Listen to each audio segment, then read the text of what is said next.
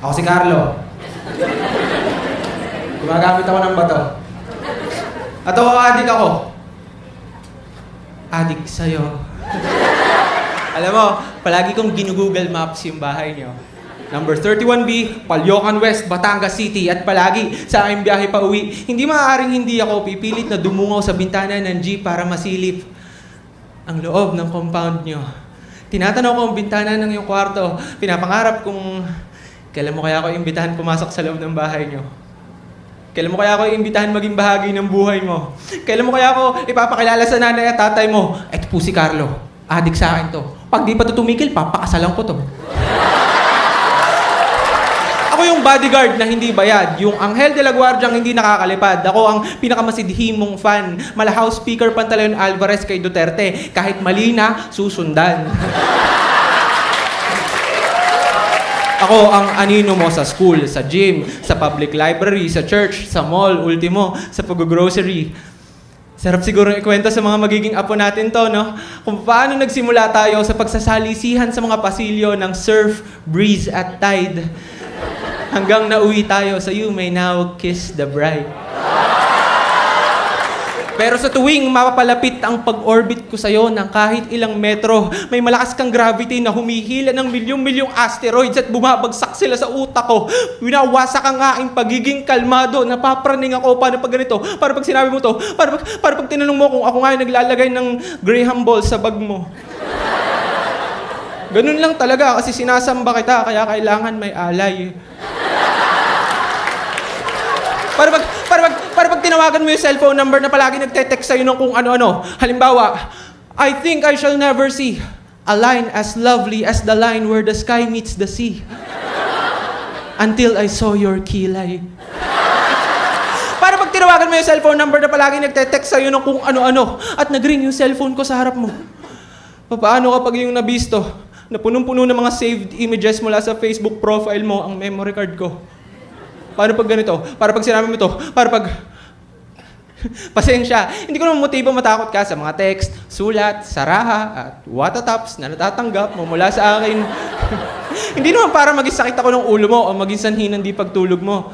Kaya ko lang naman ginagawa lahat ng to para maramdaman mong palagi may nagbibigay halaga sa'yo.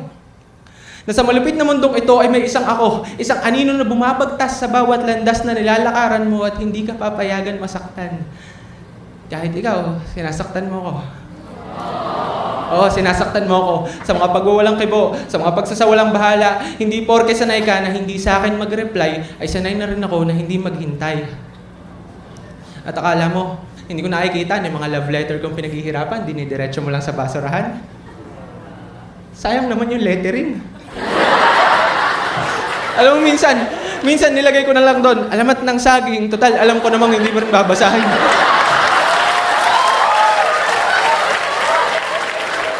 At akala mo, hindi ko natanaw, yung pinag-ipunan kong isang Tupperware ng Graham balls, ibinigay mo lang sa badyaw.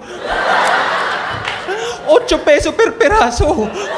Sana stick-o na lang yung binigay ko sa'yo. Tinatawanan ko na nga lang madalas, pero nasasaktan ako. February 4, Sabado, sinundan kita sa loob ng Cinema 2, Guardians of the Galaxy. Napaibig na rin akong bumili para, alam mo yon, masabi ko naman sa akin sarili na kahit minsan nakasama na kitang manood ng sine. Kahit di tayo magkatabi, pumwesto ko sa silila eksakto sa likuran mo at nang naamoy ko ang malapi awards box sa patalastas ng downy na halimuyak ng mga bulaklak na bumabalot sa iyo, may kung anong baliw na ideya. Yung anit ko ay bumuka at parang cartoons may lumabas na bumbilya. Ting! Bakit ba hindi ko na lang sabihin sa'yo? Simulan na natin ang forever na to. Magkaalaman na. Alam ko hindi ganito yung tipo mo sa lalaki na pagmumukha, pero pag siningkit mo ang iyong mga mata at pumihit ka ng konti pakaliwa, hindi ba? Hindi ba medyo Daniel Padilla? Pero bago pa ako nakapagsalita, may tumabi na sa'yo. Ang bawat hakbang niya ay sigurado para bang napag-usapan niyo na talaga na dito magtatagpo. Pamilyar sa akin ang lalaking to. Parang kasama siya sa top 20 names ng mga lalaking itutumba ko. Ito yung mga fuckboy na palaging pinupusuan yung DP mo. Habang ang mga bida sa pelikula ay tinatangkang ang kalawakan nila isalba. Ay tinatangka kong magkaroon ng tapang habang ang aking kalawakan ay sinasakop ng iba.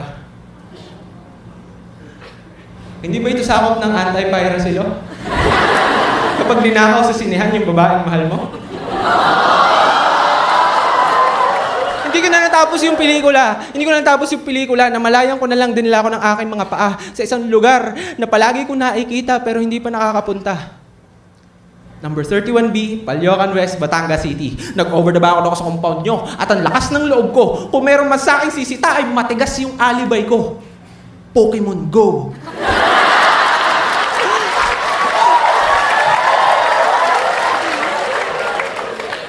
Sa impact na nga yung pagbagsak ay may kung anong humigpit na tornilyo. Hindi mo naman kailangan mauntog para matauhan. Minsan sapat nang mahulog sa taas na 4 na metro. Sa puntong yon, ko napagtanto na ang tanga-tanga ko. Ang dami-daming isda sa karagatan, ba't nagpapaka-spicy sardines ako sa'yo?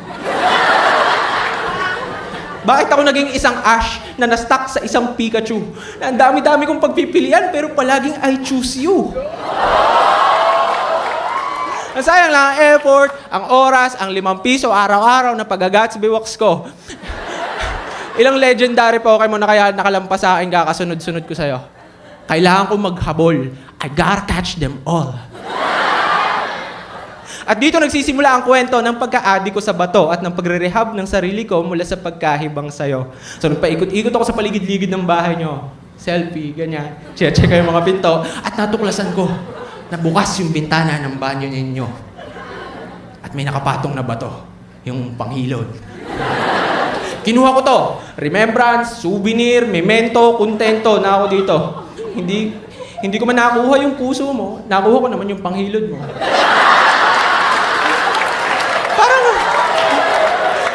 Parang same thing lang din naman kasi parehas lang silang bato.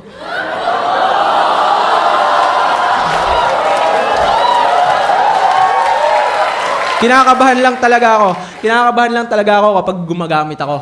Kasi bukod sa posibilidad na sa tatay mo pala to. Ang talagang punto nitong tula ay kung gaano kadali ang mapagkamalan sa mga panahong ito. Ako si Carlo, gumagamit ako ng bato.